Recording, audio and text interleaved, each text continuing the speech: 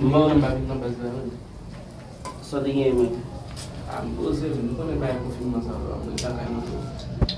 Ok. Mwen de sa fon mwen met 50 men. An pa la men, go religion mwen mwen pil. Mwen bakon kote yon bati ki an Haiti. Ki religion mwen. Musulman mwen che. A men, musulman men. Sa ou telman kriyen men.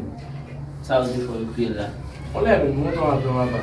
Yon ki eklat aven, si mwen ta vole mwen mwen. Mouri, pa ki pa achi.